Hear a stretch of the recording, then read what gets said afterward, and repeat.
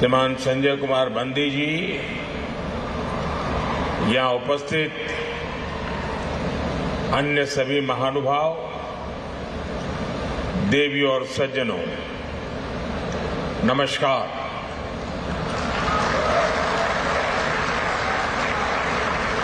देश में त्योहारों का मौसम शुरू हो गया है। संसद में नारी शक्ति वंदन अधिनियम को पास कराकर हमने नवरात्र से पहले ही शक्ति पूजा के भाव को स्थापित कर दिया है।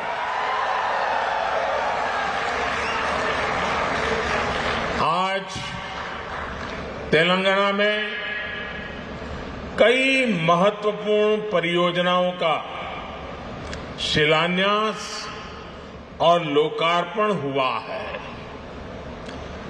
इससे यहां उत्सव का रंग और खिल उठा है।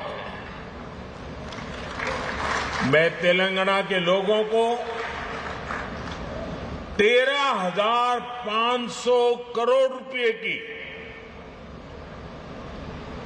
13,500 करोड़ रुपए की योजनाएं, अलग अलग परियोजनाएं, इसके लिए मैं आप सबको बहुत बहुत बधाई देता हूं।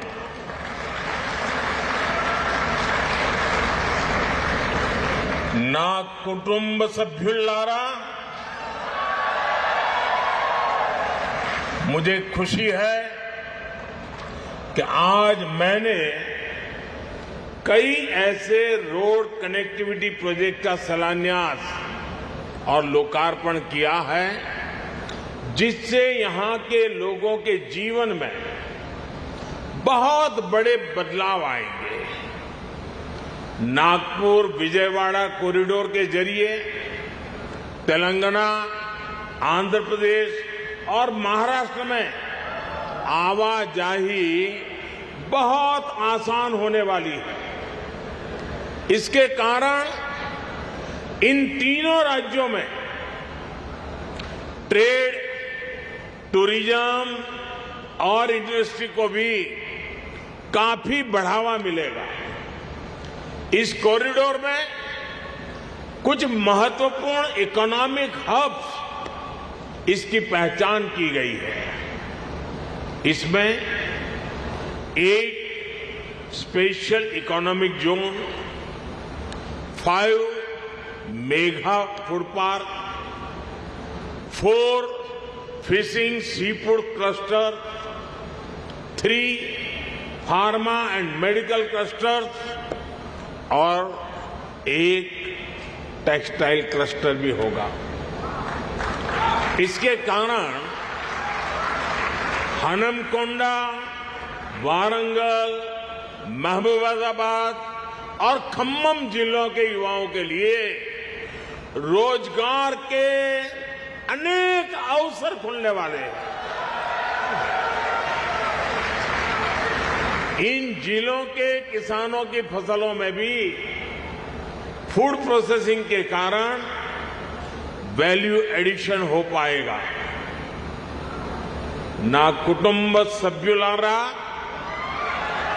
तेलंगाना जैसे लैंडलॉक्ड स्टेट के लिए ऐसी रोड और रेल कनेक्टिविटी की बहुत जरूरत है जो यहां बने सामानों को समुद्री तट तक पहुंचाएं और इनके एक्सपोर्ट को बढ़ावा दे। दुनिया का बाजार मेरे तेलंगाना के लोग कब्जा करें। इसी कारण देश के कई प्रमुख इकोनॉमिक कॉरिडोर तेलंगाना से होकर के गुजर रहे हैं। ये सभी राज्यों को ईस्ट और वेस्ट कोस्ट से जोड़ने का माध्यम बनेंगे। हैदराबाद विशाखापट्टनम कॉरिडोर का सूर्यापेट खम्मम सेक्शन भी इसमें बहुत मदद करने वाला है। इसके कारण ईस्ट कोस्ट तक पहुंचने में मदद मिलेगी।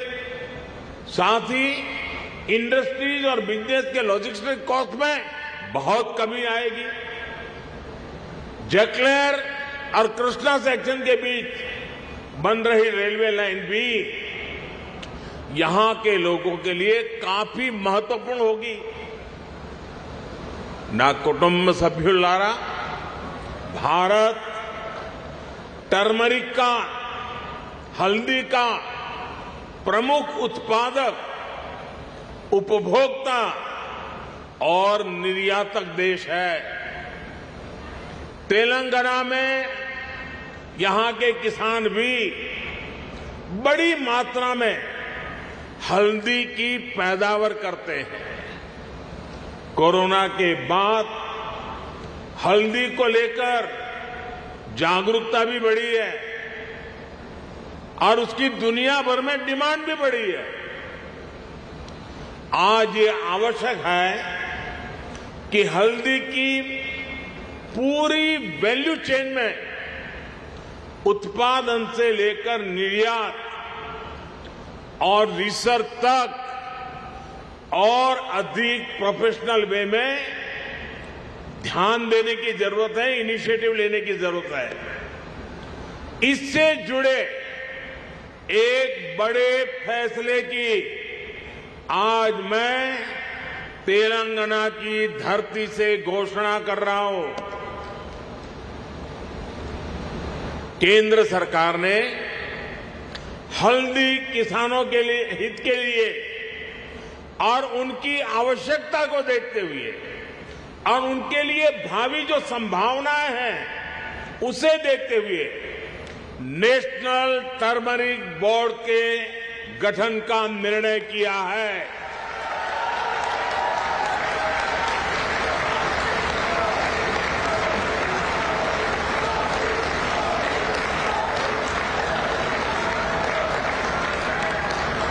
National turmeric board supply chain में वैल्यू एडिशन से लेकर इंफ्रास्ट्रक्चर के कार्यों तक किसानों की मदद करेगा। मैं तेलंगाना और देश के सभी हल्दी पैदा करने वाले किसानों को नेशनल टर्मरिक बोर्ड की उसके गठन के लिए बहुत बहुत बधाई देता हूं।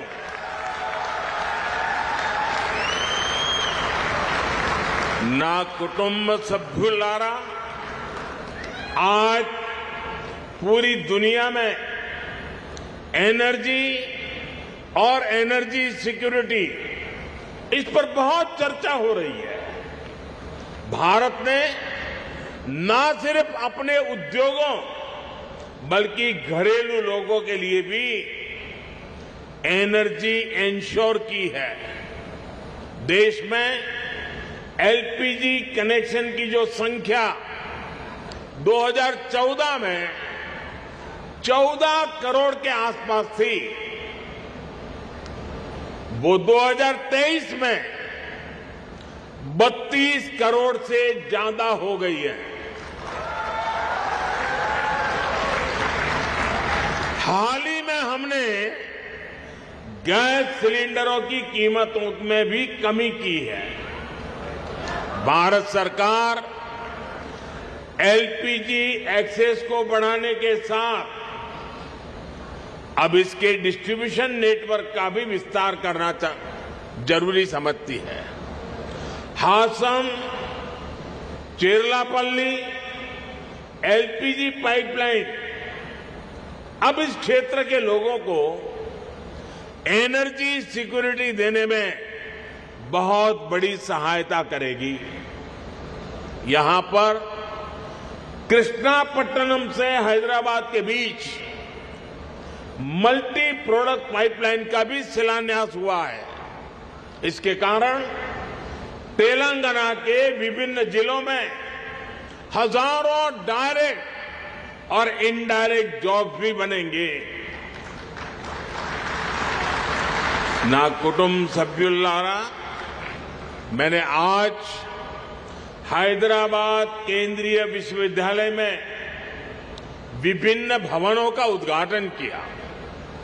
हैदराबाद विश्वविद्यालय को भाजपा सरकार ने इंस्टीट्यूशन ऑफ एमिनेंस का दर्जा दिया है और विशेष फंड उपलब्ध कराया है। आज मैं आपके बीच एक और बड़ी घोषणा करने जा रहा हूं।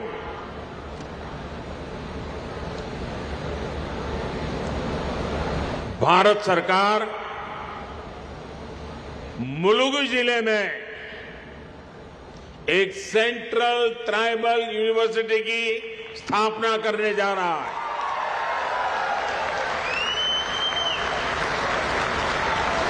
और इस विद्यालय का नाम पूजनीय आदिवासी देवियां समक्का सारक्का के नाम पर रखा जाएगा।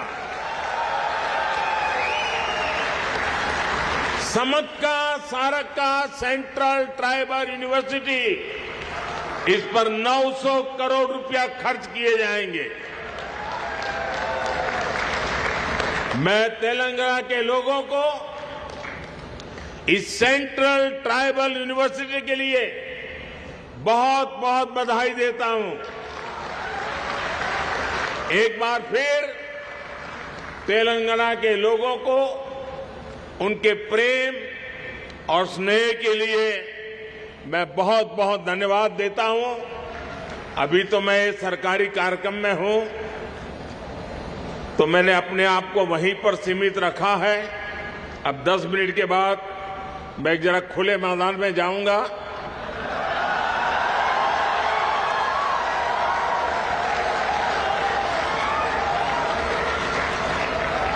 तो वहां जरा खुले मन से बातें करूंगा। और ये मैं वादा करता हूं, मैं जो भी कहूंगा वो तेलंगाना के दिल की बातें करूंगा, यहां के लोगों के दिल की बातें करूंगा। बहुत बहुत धन्यवाद।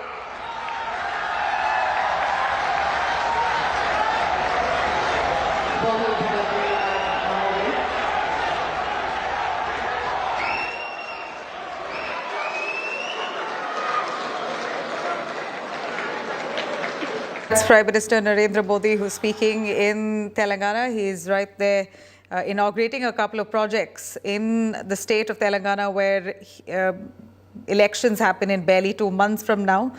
In fact, this is the state that the BJP is looking at making some headway this election, assembly election. Prime Minister Modi is also set to launch projects worth 13,500 crores in Telangana today. We'll be laying the foundation stone of some of the key road projects that are part of the Nagpur-Vijayawada economic corridor. On that note, I'm going to slip into a short break. We'll be right back with news and updates on the other side. Stay with us.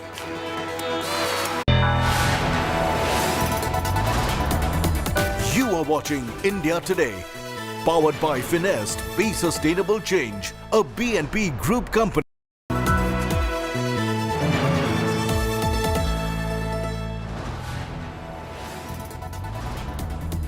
You are watching India Today. Powered by Finest, Be Sustainable Change, a B&P Group company. India's longest serving editor. A pioneer in India's media landscape. Pathbreaker and model for the entire profession. Honored with IMA's Managing India Lifetime Achievement for contribution to media. I believe journalism is a noble profession, for it carries a social responsibility. Arun Puri has certainly made a huge impact on the lives of a whole lot of people in this country. I've grown up reading India Today, so I can tell you that Arun's commitment to storytelling, his media excellence has truly been inspiring for me. His life's work is India's gold standard of journalism.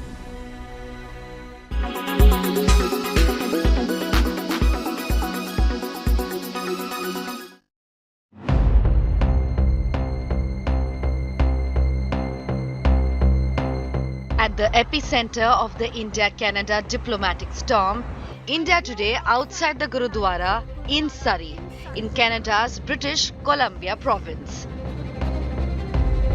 where Hardeep Singh Nijjar, designated as a terrorist by India, was shot dead by two men in hoodie sweatshirts on June 18th.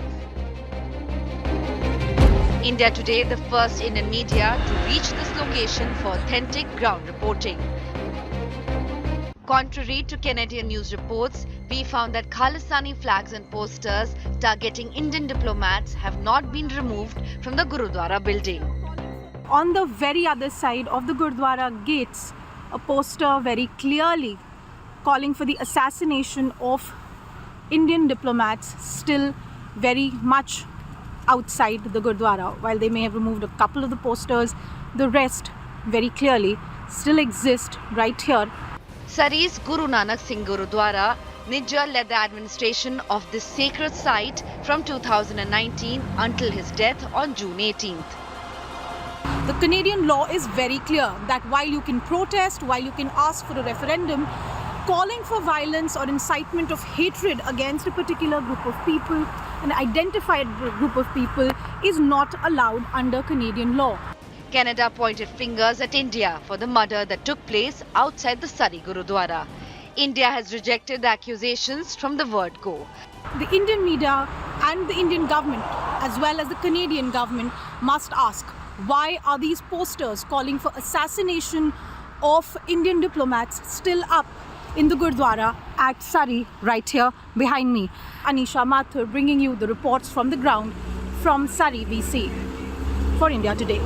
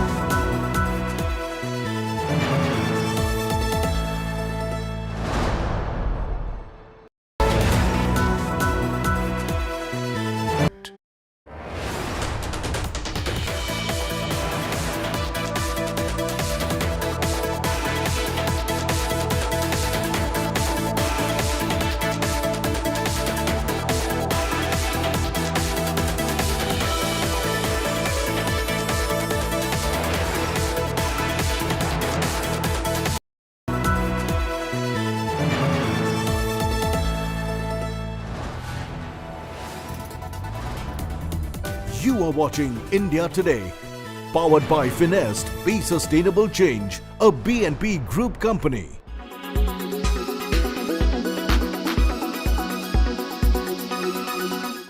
Well, millets are not just ordinary bland, coarse grains that we think they are. In fact, they're widely used in a variety of food items nowadays. They're used in porridges, ragi cookies, even desserts, pasta, noodles. A variety of products are now found in the market made of millets. And that's the reason why our next report is going to focus solely on the business of millets in India. Catching up with the new health fad, many big FMCG firms such as Nestle, Britannia and Hindustan Unilever are launching new millet-based products to stay abreast of competition in order to both not be left behind and to also capture a bigger share of the $2 billion global market, which is expected to grow to $14 billion in the next 5 years. Seeing the value of the burgeoning market, the industry is working overtime to bring products such as the obvious flour to the creative millet-based chocolate nutrition drink with breads, biscuits, oats, noodles, chips and cereals in the middle.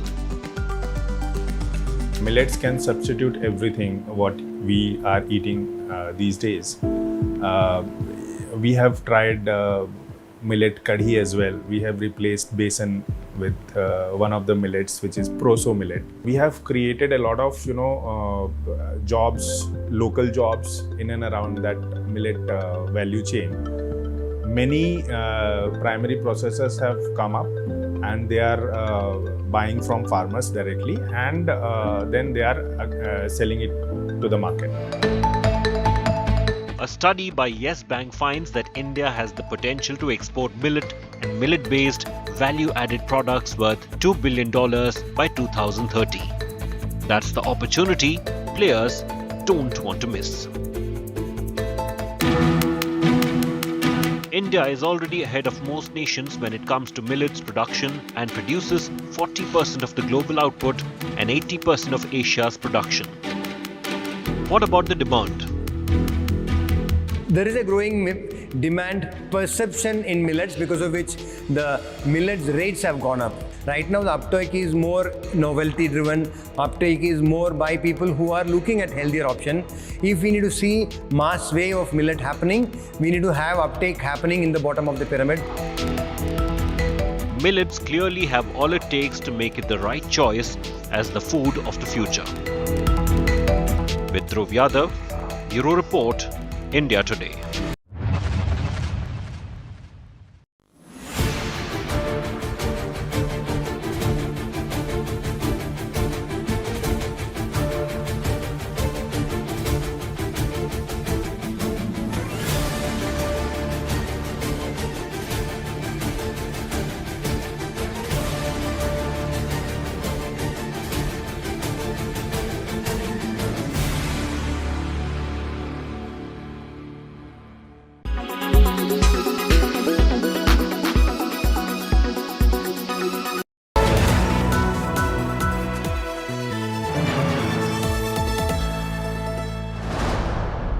So sorry.